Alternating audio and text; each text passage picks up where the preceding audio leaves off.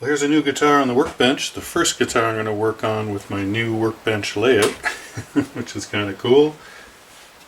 So it's a black American Fender Stratocaster, and the owners brought it in because they actually changed the neck. And once they changed the neck, they couldn't quite get the setup right. So I'm hoping it's just neck relief that needs to be adjusted. We don't have to look at the the neck angle. It looks pretty good. It has a tilt-to neck on it, so we shall see. But very, first glance, it looks really good. I'll give you a closer look of the neck and the headstock. So this is the new neck. Obviously the headstock. It's got a nice tint to it. I don't think it's roasted maple. I think it's just colored. But you can see a nice flame maple in there. And no, it is not a real Fender neck. It's aftermarket. In the back side you can really see that. Has some Clouson tuners. And the neck itself, some nice maple striping on it. All in all, it looks really nice. Let's hope that the truss rod works. So I noticed a couple of things on the headstock here. Have to do with the strings. So the client put new strings on, and you'll notice here, right, on the D string, that wrap is actually going above. We need to bring that down. What that's going to do is reduce the angle, or increase the angle here, the break angle at the nut, which is important. And you'll notice that the first, second, third strings, that break angle is almost non-existent. So what you really need is to bring these two down, and that's why most strats will have at least one string tree, if not two string trees, to bring those strings down, increase the break angle. And you notice, look how easy, sorry it's hard to see that string, look how easy this just slips out of there. Shouldn't do that. These aren't too bad. The first string. So I'll recommend to the client that he gets a string tree put on there. And I'll restring this one. That'll help with the tuning. Alright, so before I start looking at any adjustments, we're going to tune this up to pitch, and it was in pretty bad, it was really out of pitch loose. So when the guitar is not under tension, so the neck is not under tension, it should relax. So it should go straight, sometimes even to the back bow. When it's under tension, you're pulling the neck up, right? You're pulling it up. So that's going to create an up bow, as it were. So this guitar, had an up bow already with no tension, so I'm a little concerned that we're not going to be able to tighten this enough, although it was very loose, so maybe there's a lot more adjustment to go. So we'll start by tuning it up, and then we'll check the neck relief, and then we'll work on the truss rod. Well, this isn't starting off so well. I had a quick peek inside, and that truss rod looks like a 4mm. Looks like it's been really chewed up. Not sure if you're going to be able to see it. Let's see if I can catch the longer one here. Oh. Okay. It's catching on one. I don't want to strip it any further. Oop, no.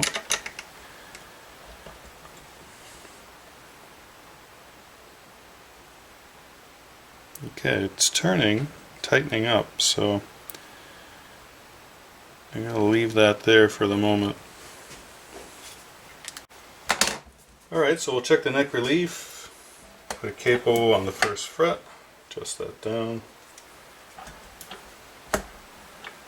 And I'm going to start with 12 thousandths. You can see my new placement for my gauges. Hold down the 6th string somewhere where it meets the body, so here around the 19th fret, you know, it could be right at the last fret, up to you.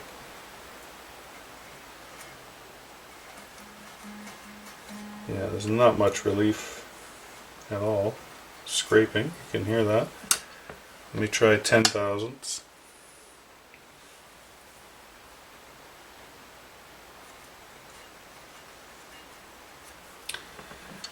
So, I think we'll have to release the neck a little bit, get a little more relief out of it. So let me try that. Let's see if this is a single action, a dual action truss rod.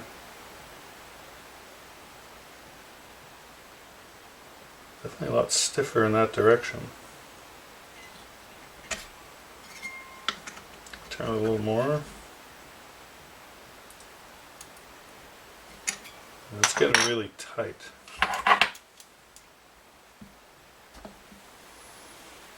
Let's see where that 10 thousandths goes under again. Oh, that's better. Okay, I've got some relief now. Try 12. Okay, so we know that truss rod worked. That's a good thing. We're going to check the string height next. Alright, so on a Fender Stratocaster, it's nice to see 4th 64ths at the 17th fret on the 1st and the 6th string. I like to keep them even. Some people like to drop the 1st string down to like 3, but I always start off with them even. So I'm going to use my 4/64 string gauge, and we're just going to see if it'll slip under. Nope. Scraping. Scraping, scraping. Oh, that's pretty good actually, right there. So I'd say the 1st and 2nd strings are fine.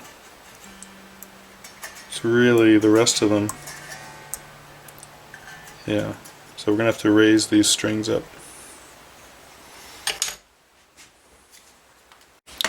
So I'm normally going to use a combination of, you know, my string gauges and a measuring scaled ruler like that. So normally I'll do the setup first with the gauges, which gets me really close and sometimes bang on, and then I'll just, if I'm not feeling that comfortable with the measurement for some reason, then I'll use this here to do a fine tuning. So, you know, both tools work well in concert with each other, so you should have both. Alright, so we're going to raise these saddles up to get our string height up to 4/64ths.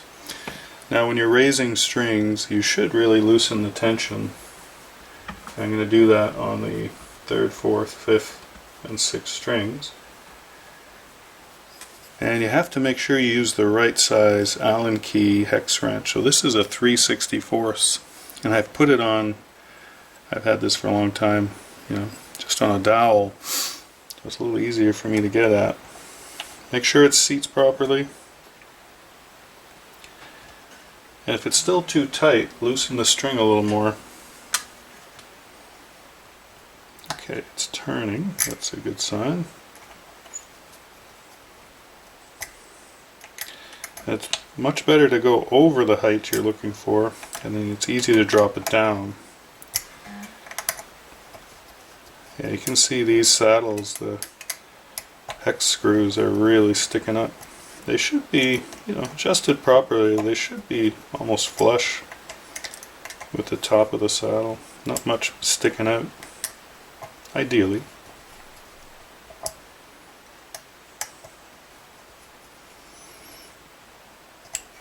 Okay, I've raised them up and they're all even. That's important as well. You don't want them all humbly jumbly, right? So just quickly with the 4/64 gauge, yeah, see I have space underneath. Okay, I'm going to tune it up quick and then we'll check the height. Okay, we're tuned up. Always tune up when you're checking. It's a little high, a little high, a little high. It's pretty good. Yeah, so definitely we're going to lower, so that's why I like to raise them, because then I don't have to take the tension off. So I'll just give this a little, quarter turn down. Again, even on both sides.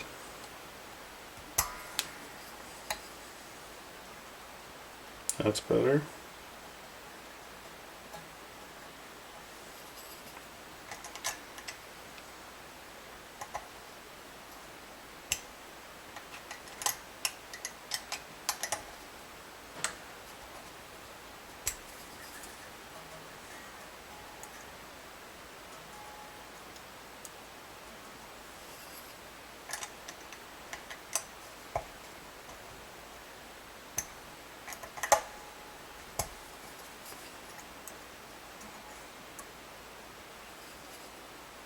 Okay, well,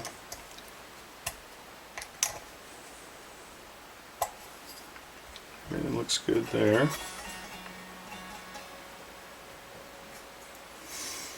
Okay, so I'm hoping with the neck relief and the correct string height, we're going to eliminate any buzzing that's going on there. So we'll give it a check in a second. Alright, we're all tuned up again. So let's see this. Let's do the strum test.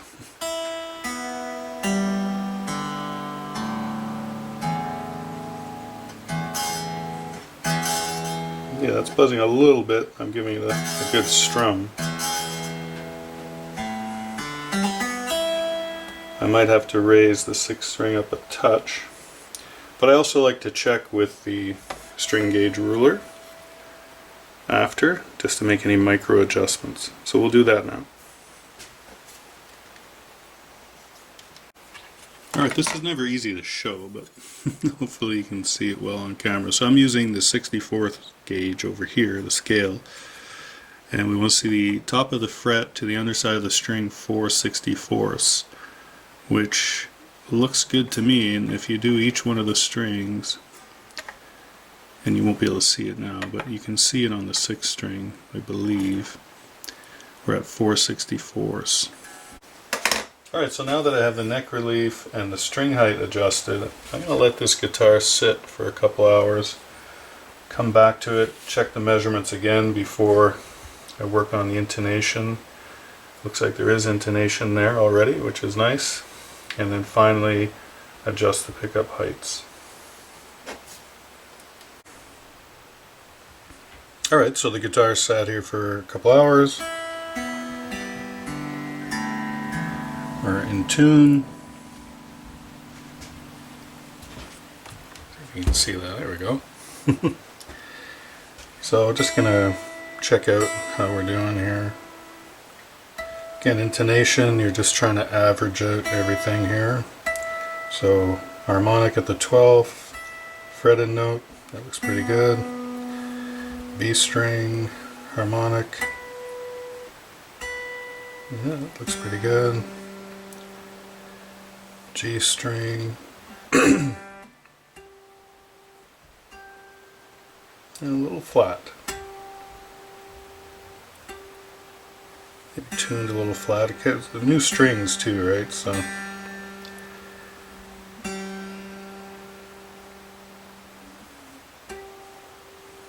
Oh, a little flat. Still a little flat, so definitely flat on the G string.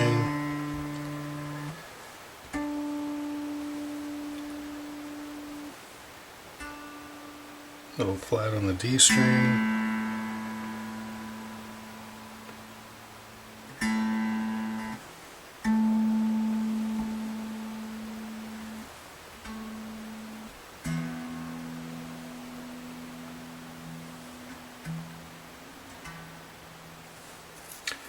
So consistently flat, E, A, D, G. So we'll need to shorten the strings a little bit, right, by moving the saddles up.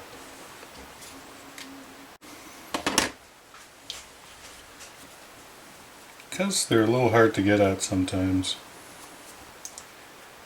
You have to put something down on the bottom. So we need to shorten these saddles.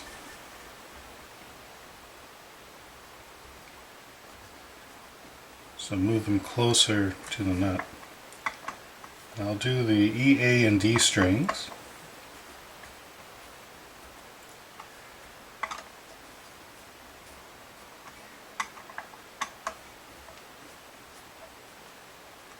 Just a little bit at a time. Of course we have to retune now.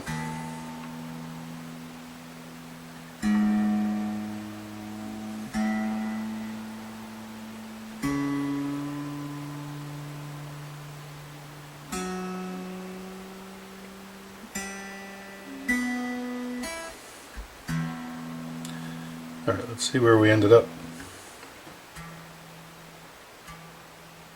That's pretty good.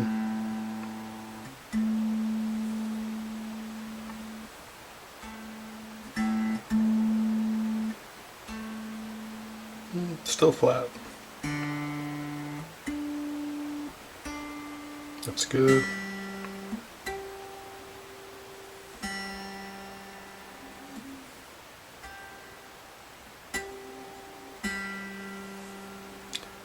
Interesting how the harmonic and the open string are a little off on this guitar. That's better.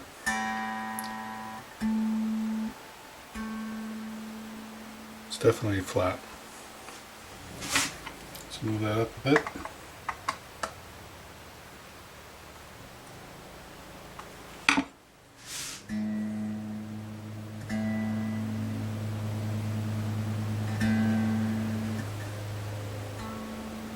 That's better. Okay, intonation done. So we'll have a quick look at the action at the first fret here. So I'm using a 20 thousandths feeler gauge.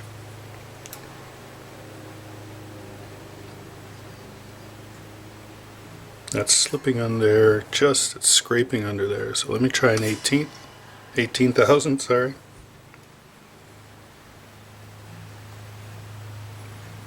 It could be tweaked a little bit, but 20 thousandths is really good as a starting point. Yeah, 22 is hitting, scraping underneath.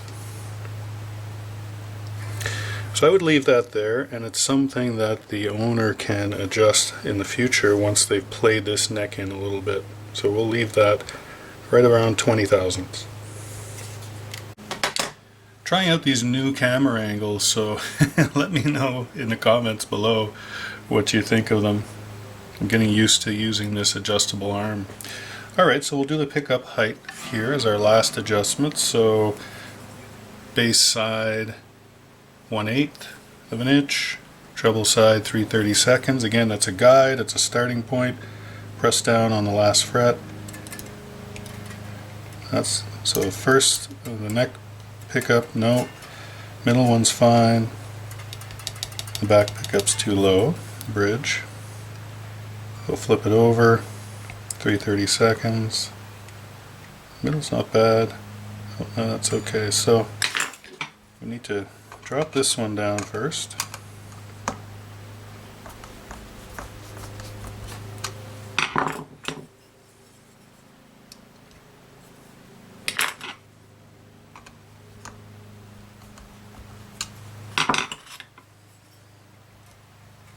That's good. That's good. Too high. Too low, I mean. Bring this up. Again, adjust these as you like.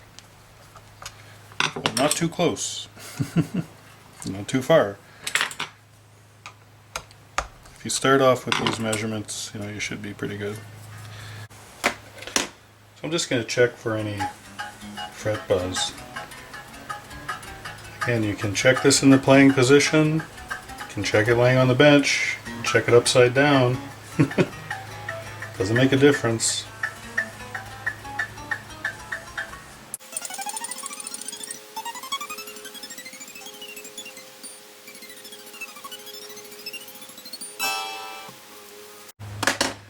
Well, that's it for this one. I think it's a really good looking guitar. I really like the neck with the large sort of vintage headstock, the flame maple,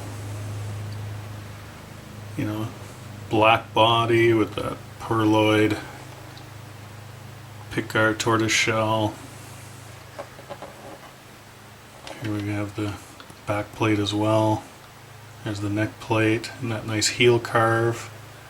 Also have the tilt-a-neck, and again nice flame maple on the back.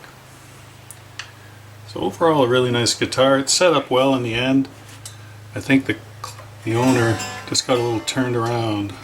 Sometimes that happens when you don't follow the steps, right? So neck relief first, string action next, then you can look at the intonation, the nut relief, go back, make adjustments. You always have to start with the neck though. That's the first thing. Alright, thanks for watching. We'll put this one in the case and the client can take it home. Bye for now.